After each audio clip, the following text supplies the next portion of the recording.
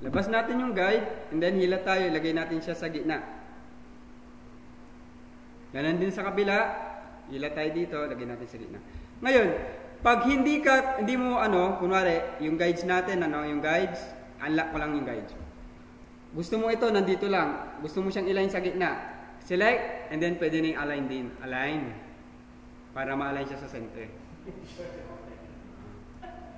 Ang problema nga lang, yung tinitrace natin na yung circle. So, pwede mo namang i-adjust na lang yan. Ayan. Okay? Next na gagawin natin, ilalak natin yung guides. Ang shortcut key natin ay ito, Ctrl-Alt, semicolon. Ctrl-Alt, semicolon. Okay? So, nakalak na siya. Hindi na dapat gagalaw yung guides. Anong next na gagawin natin? Yung outer circle. Okay? Kuha tayo ng i-click, shortcut keys L, Shift-Alt, then gawa tayo ng circle. Lalagyan natin ng stroke. Sa stroke, kukunin natin to, lagyan ko muna ng kulay, and then, next na gagawin natin, kunin muna natin to. Save muna natin tong yung kulay. Gawa tayo ng kasi kailangan i-save natin ito para makuha natin yung kulay. Next, I for eyedropper para makuha natin yung color. And then next, I for eyedropper ulit dito sa may sub. Ito, yung pinaka dito.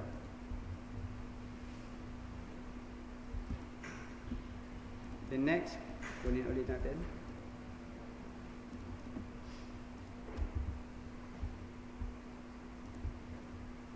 Then, meron pang isang kulay. Yung orange. Select all, and then swatches group. Okay. Next, select natin ito, and then kailangan sakto lang yung scale niya. Lalagyan natin ng stroke.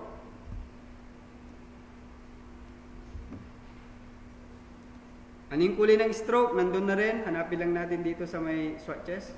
Ito. Then next, yung fill color natin, kulay niya is ito. So, meron na tayong outer circle. Next, sa may layer, hide ko natin siya. Sub-layer, delete ko na po ito kasi hindi ko na kailangan.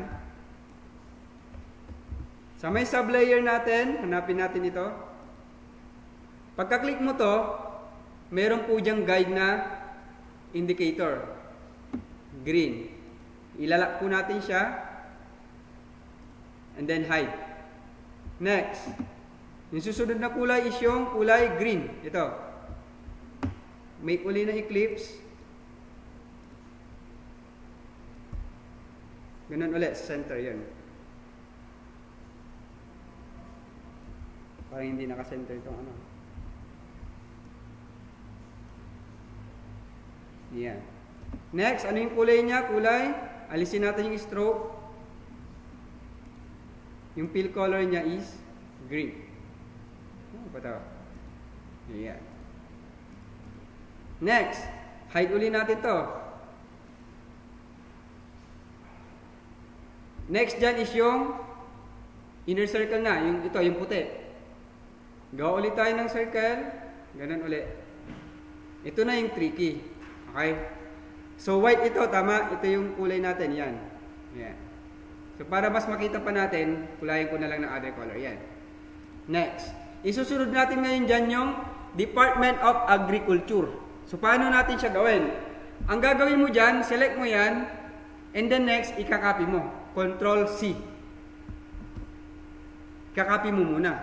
Kasi nga, next na gagawin natin dyan is yung pipiliin natin yung type on a path. Sa type on a path, ibig sabihin, mag-i-engage siya doon sa edge ng shape.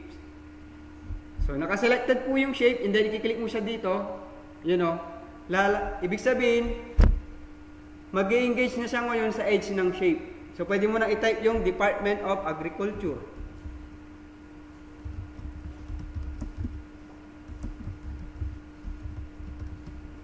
Okay. So, Department of Agriculture, ang unang gagawin mo, pwede mong palakihin, Control A, and then Control Shift, greater than. Ayan. Ang tanong, paano natin ito iikutin ngayon? Pag iikutin mo siya, dalawang klase. It's either naka-highlights, hold control, and then pwede mong i-rotate, may lalabas po dyan ito. Ganito po yung indicator.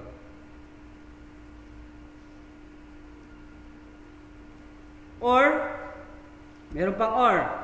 Gamit ang selection tool, select mo siya, nakikita nyo po itong ito, yung parang may guhit ito. Ito. Hindi ko alam kung anong pangalan nito eh. Ayan. Ito, hihilain mo siya ngayon pag no. So, pwede mo na siyang mai-timing. Ayan. Ngayon, ilabas ulit natin dito. Ilabas ko yan, no?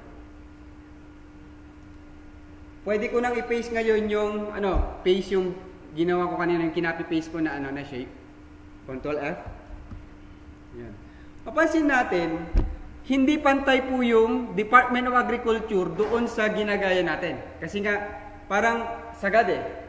So, pag ganito yung system, ang settings na pwede po natin i-tweak ay ito. Select mo po yung text, punta ka sa character panel, hanapin mo si set the baseline shift. Okay. Ito yung baseline mo, pag baseline shift, aangat siya parang lilipad. Magkakaroon ng space between doon sa baseline mo. Alright? So, pwede po natin i-tweak po ito. Highlights, and then, scroll up. You know?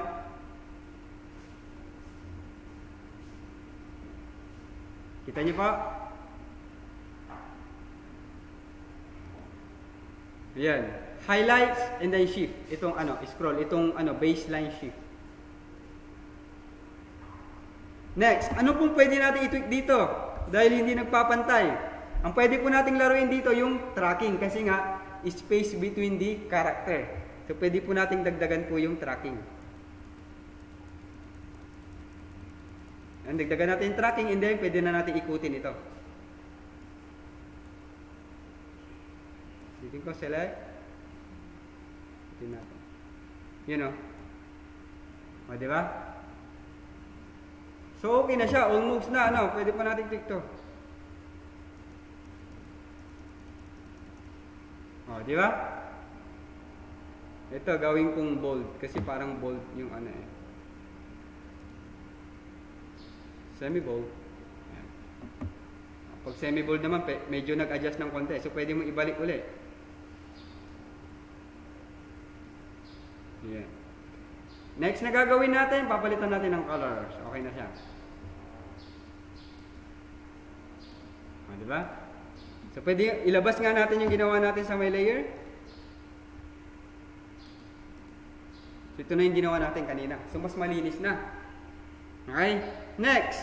Sir, paano naman po yung nasa... Dito naman tayo. Kasi tweak natin. I-hide muna natin yung mga nandito. Sir, paano naman yung United States of America? Pag ganun ang system, dito tayo sa outer. Diyan tayo gagawa. United States of America, dito tayo gagawa. Control C, and then gagawa tayo ulit dito. United States of America. Okay. So pag ganyan na, ang next na gagawin natin dyan, nakikita nyo ulit ito. Imbis na igagalaw natin siya pa ganun, igagalaw natin siya pa loob, idadrag natin siya pa loob ng circle. Tingnan natin ha. Click, hold, click, drag pa ilalim, yun o. Ba't ka may control C, sir? Para makapapere yung department sa agriculture? Hindi ako nag-control C. Nag-manual ako. Ay, nag-control C ako kasi nga doon sa, doon sa circle. Diba sabi ko, diba, ito yung sinasabi ko, pag gumawa ka ng circle dyan kasi, tapos nag-ano ka ng type o na part, mawawala siya. Nawala yung circle. So, kailangan meron ka pa rin reserva nun. So, ibig sabihin nun, pwede mong i-paste uli yun. Yung ginawa mo, Control F. Yun na siya,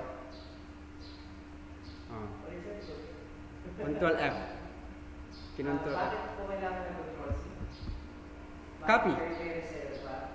O kasi nga pag nag-type tayo ng type O na pat, mawawala yung circle. Di ba may circle dito kanina nang wala pa to? Ako kasi tinaypan niya yung Yun ang mangyayari sa kanya, mawawala siya. Ganun po ba dapat pag emblem sa loob ng circle dito tayo? Depende sa design mo. Depende. Pero sa case na to, ito yun eh. Nasa sa loob kayo ng circle ng type. Yeah. Kaya sumunod siya sa... Yeah. Kailangan magawa natin to kasi baka may client tayo emblem din. Kailangan alam nating areglohin ito. Ayan. So ito, anong meron sa kanya? Nasa ibabaw. So ilalagay natin siya sa ilalim. Control, open bracket. You know. Kasi yung positioning. Yung order niya. Control, open bracket. See? So nagawa na natin yung text. Kasi ito yung magiging activity nyo ngayon. Masakit sa utak to. Next. Alam ko, kaya-kaya ni Hana to eh. Okay? Next. So since puti na to, di ba? Paano ito ba nagsasakit sa I mean? Nagsasakit sa akin na lang. Okay, ito. So dito, may siwang na puti. Ito, nakita nyo to? May puti siya. So pwede po nating gawin puti muna to, tong part na to. Ito talagang pinatapos ko to sa lawag. Ginawa talaga nila. Next, may para hindi na kayo gawa ng shade. Pwede rin ito. Pwede kayong na lang. Pwede yung Control C, Control F na lang. And then i-scale down nyo na lang siya. Okay. Control C, Control S. F. Then ito, i-hide nyo na lang sa may layer. Basta ito, naka-hide para nakikita nyo yung likod. Ito na siya. Susunod dyan ito, itong part na to. Itong part na to. And then, may stroke siya na green.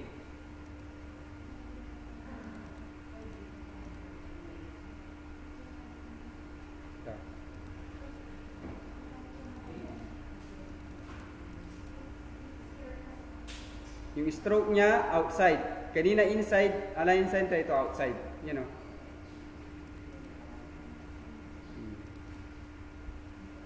Next. Anong susunod natin? Ito. Itong part na to. Yung parang merong half na circle. So, madali lang yan. Ang idea na pwede kong gawin dyan is, kunin ko to, kakopy ko yan, ito. Control C, Control F, and then, aalisan ko ng stroke yan.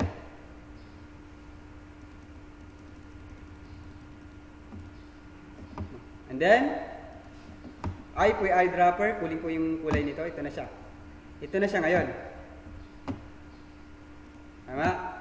Ang next na gagawin ko sa kanya is slicing ko siya sa gitna. So, paano ko yung gagawin? Double click. And then, gagawa ko ng line segment. Line segment dito. May line segment ka, tama?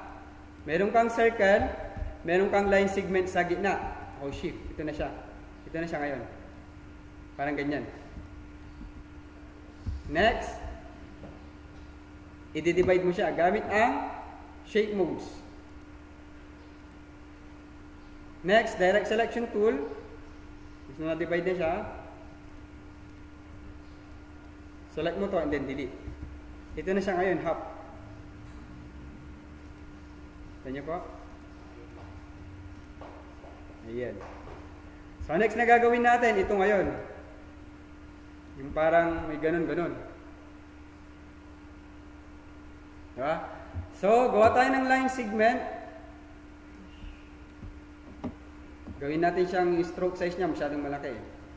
Gray lang ito eh. Click mo to. Shift X. Yan.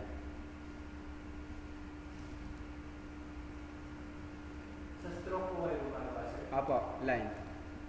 And then, i-duplicate ko lang to. Ang gagawin ko dito, before ko i-duplicate, i-expand ko muna siya. object, expand. Yan. Pag na-expand ko na, once na na-expand na natin to, hindi pa ata na-expand, object expand. Hindi pa na-expand. Yan. Kailangan yung line na sa gitna ay igid. Then, hold Alt, drag, Shift, and then Control D to duplicate. Control D mo na lang. Wala bang automatic sir? Yun na. Diba? So, kailangan naka-align po yung mga object nyo sa may bandang layer para hindi sasali. Yung mga hindi kasama dyan. Select. Then, select mo hanggang doon sa dito. And then, i-merge natin sila gamit ang Pathfinder. Yun. So, check natin yung progress natin. Pwede po natin ilabas.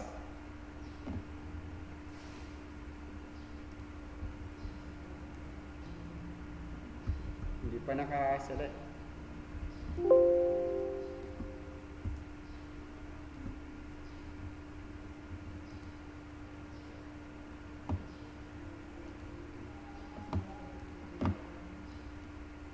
Ayun o.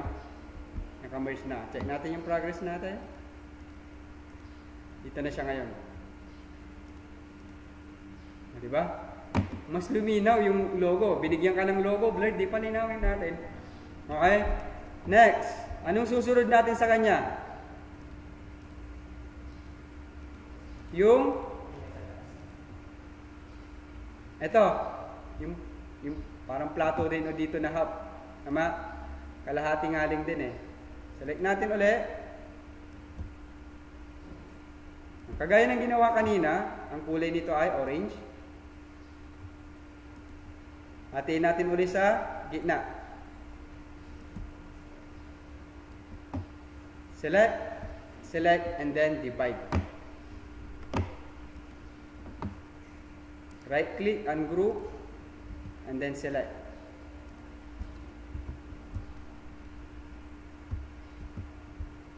So, ilalabas natin ulit sila lahat. Mga taga-Ilocos na ano sila dito. Bakit ba't mano-mano yung nilalabas? Hindi mo pwede i-group yun, i-group para i-unite na yun yan? Hindi pwede, by layer to eh. Mamaya yun, pag natapos na, pwede mo nang i-unite yun. Hindi pwedeng kada shape na ginagawa na. I mean, i-unite mo to? Mahirapan ka pag nag-edit ka na. Kasi yung groupings nila. Mamaya. Saka na lang muna yun. Pag nag-edit pa kayo, huwag yung ipa-finalize. Dapat editable pa yan. Kasi just in case na magkamali kayo or meron kayong gustong idagdag, pwede nyo pang idagdag. So, okay na siya oh. Next, susunod natin yung anong magandang isunod natin dyan? Sige, select all natin. Select all natin, i-hide natin. Control 3. Naka-hide. Oh. Pwede naman yun. Naka-hide na. Control 3. Kung ayaw nyo, hide. Control 3. To unhide, Control Alt 3. Pwede rin yun. Select mo yan. Control 3. Oh. Dito naman tayo. Basta pasok ko rin tayo dito sa may trace. Ito, paano natin ito gawin? Ito. Gagawa kayo ng oval. Tama. Oval. Shift X. Kailangan walang fill color. Itatapat nyo lang yung oval dyan. And then, duplicate nyo lang yung oval dito. Tama? Parang Olympics. Tama? Are you following guys? Ito. Yan. Venn diagram din. Okay? So, select mo silang dalawa. Yung overlapping nila, yung common nila, ang gagawin mo doon ito. Shape modes number 3. Ito naman yon. Ibig sabihin, kung saan nag-intersect sila, yun yung maiiwan na shape. Diba? Kanina nagamit natin unite all. Tapos minus front. So pangatlong ano po dito is yung tinatawag nila na click to intersect. Ayun o. Kung saan sila nag-overlap, yun yung magre-retain. See? Diba? So meron na agad Meron ka ng leaf dyan agad. So ito, duplicate mo na lang yan. Ano po pinindot sir? Kung paano na Na? na naging object yung gitna ng Venn diagram. Ano ito? Yung sa pathfinder. Yan. Select all din sa pathfinder ito. Sa pangatlo, yung intersect. Diba? Dalawang, ano yan, yung pangatlo, dalawang shape ng intersect. Pag pinindot mo yung tatlo, maiiwan ko yung pangatlo. Maiiwan ko yan. Yan po yung maiiwan. Yung the rest na hindi nag-overlap, o wala silang common, matatanggal. Okay, so yun yung nangyari. Dalawang shape, and then, pathfinder. Yan. So, pwede mo na i-duplicate yan ngayon. Pare-pares na lang yan. Kulay niya is ganun.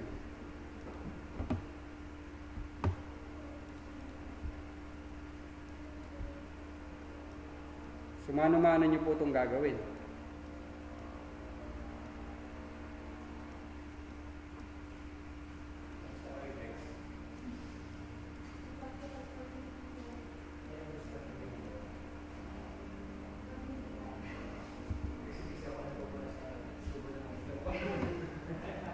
Yan. Next, ito, duplicate mo na lang. Ilagay mo sa ilalim niya. Yung order. And then, right-click, transform, reflect. Pag sinabi natin, click mo yung object mo, right-click, transform, reflect. Copy. Yan o, lalagay mo na lang dito. Check natin, ilabas na natin. Next muna, ito, aregloin natin, ito. Ilan yung bilang. So, ganun din kung yung ginawa natin sa sa gear. Pares lang din. Alright? Hindi. Pwede mo namang i-delete yun eh, mamaya. Pag naano mo na din, delete mo na. So, okay na siya. Pwede mo nang i-engage yan mamaya. I-hide natin, Ctrl-Alt-P. Ito na siya ngayon, Ayun nandito, line na lang yan. Line segment. Gawa ka na lang ng line. Ito. Yung ganun lang,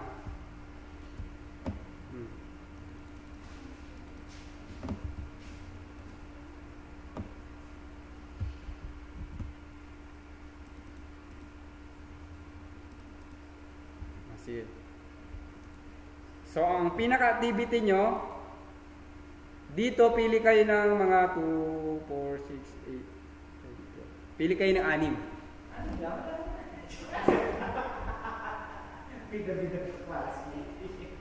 Okay, paano naman natin siya isi-save? So, ang gagawin nyo dito, pagtapos nyo na, ang gagawin nyo, isi-save nyo sa as PNG para malinaw. So, ganito ang gagawin nyo. Oo. File. Pag gusto nyo siyang gawin PNG, file, export as. Okay, tingin kayo, file, export as. Ilagay nyo to, logo 1. Then use artboard, range, kung anong range yan. Pero isa lang artboard ko, kaya range mo. Kasi pag maraming artboard. Anong page? Yan, and then next, resolution 300, and then naka-transparent background, para transparent yung background niya. Ayan. So kapag meron kayong ini-edit, like for example, meron kayong ini-edit na poster. Sample ito, may ini-edit kayo na poster. Ayan. Pag gusto mong ilagay dito yung logo mo, naka-transparent na yan. Kukunin mo lang yung logo na sinave mo.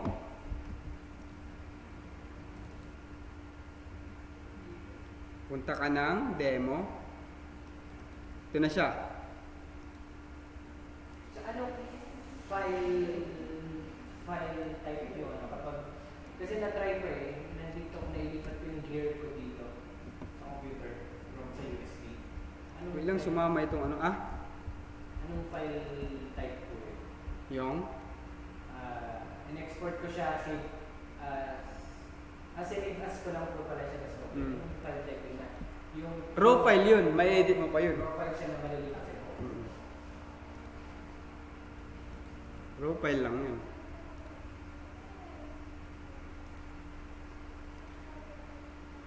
Save kasi ako pero PNG pa rin. Oo nga, dapat PNG yun.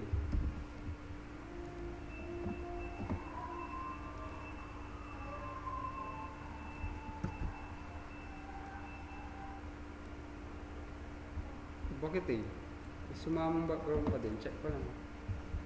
Dapat wala na tong background.